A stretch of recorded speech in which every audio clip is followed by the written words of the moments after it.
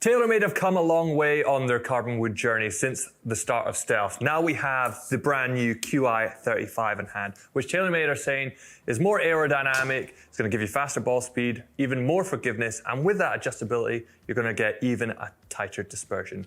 So we're going to put that to the test, but not only that, we are going to put it head to head with the very first Carbonwood, which is Stealth as well. So stay tuned to the end, because there's going to be some pretty cool numbers to compare.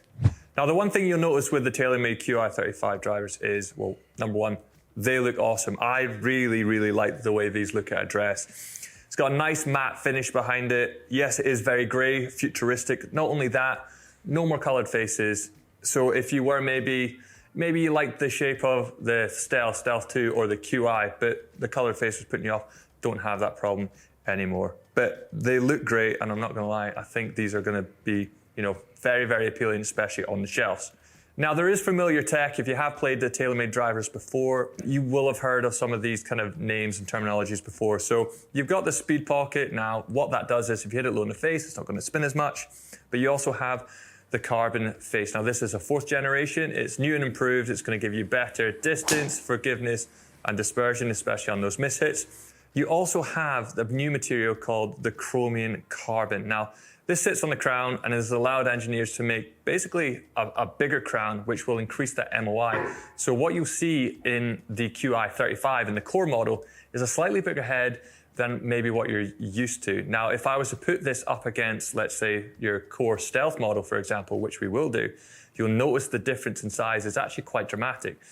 So this is definitely, as a standard model, going to give you a lot more forgiveness, even just by looking at it. Now, the LS model has slightly changed in comparison to, obviously, the previous Qi 10 generation. Now, instead of a sliding weight at the front, you've got 2 pin weights, which obviously are closer to the face, going to give you faster ball speed.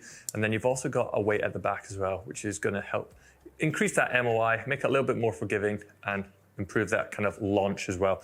Not only that, you can move these around to really kind of dial in that ball flight that you're looking for to hit off the tee, and you've got your adjustable hosel in there as well. Now, if we move back onto the core model, as I said, it is a bigger profile. When you put this at a dress, you will notice it straight away, but not only that, you have a weight at the front, going to give you more ball speed, but you've also got a weight at the back again, giving you a little lower CG, higher MOI as well, just helping with that stability of the twisting of the club face at impact. So essentially, if you have the best of both worlds, you're going to get speed, you're going to get forgiveness. This will tick a lot of boxes for a lot of people. Now we move on to the Max, the 10K MOI driver. Now, last year we saw the Qi 10 Max, incredibly successful, did very, very well. Even pros put it in play.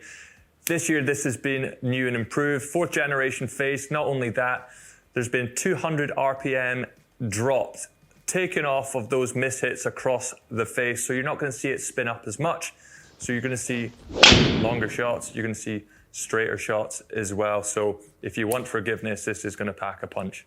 Now, before we go into the sound and feel, another cool feature is the fitting heads. Now, I don't have one today, but these little kind of triangles or squares, shall we say, on each side of the head there, are reflective. So if you're on a GC quad, it's going to measure basically the opening and the closing of the face at impact, so it'll give you really accurate data. So you're going to get essentially the best fitted driver for you as well, which is quite a cool feature, to be honest.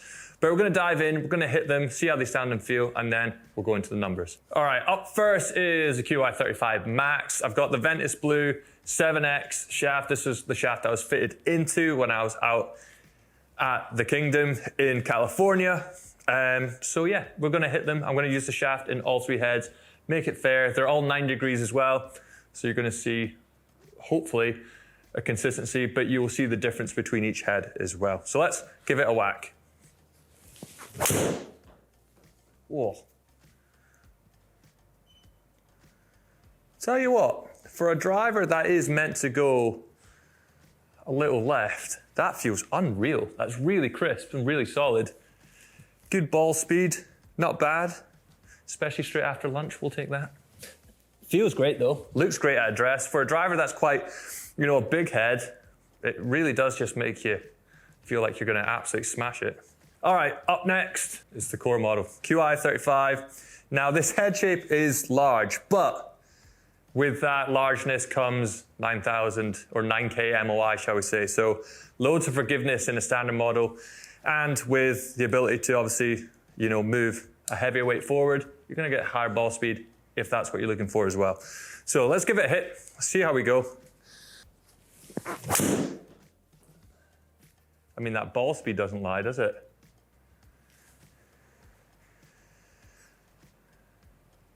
Yeah, I mean, it feels great, launch is great. For me, what I would do straight away, just looking at that spin number, I would put that heavier weight forward, which is probably what I'll do when we go into, obviously, dialing in numbers.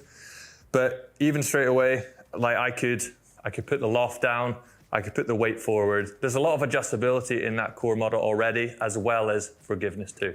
All right, time for the LS. Now, this is the one which I got fitted into when I was out in California at the Kingdom. Was already quite impressed with it. Obviously, first time I've had it back in my hands. Let's give it a hit, see what we can do. Obviously, weight's a little bit further forward. Now, this was an 8 degree. I bumped up to 9 to make it a level playing field. So let's see what we do.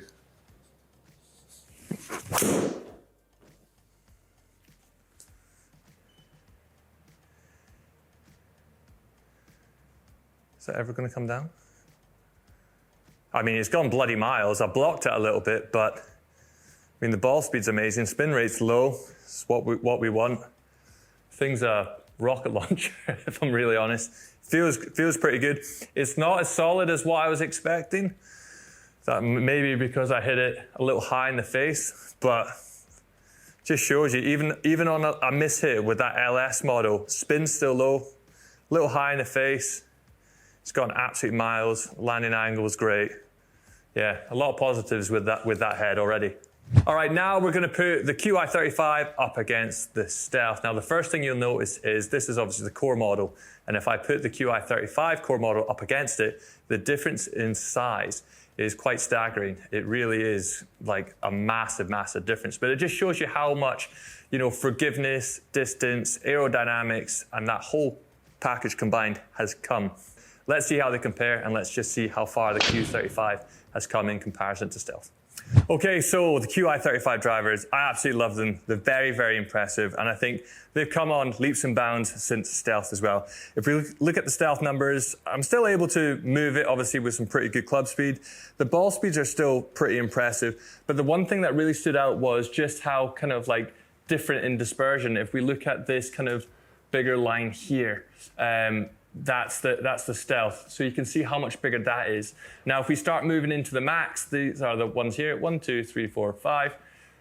Really, really close grouping. Also really, really fun to hit. I actually knocked it down a couple of degrees, put it on 7 degrees because it was just spinning that a little bit too much.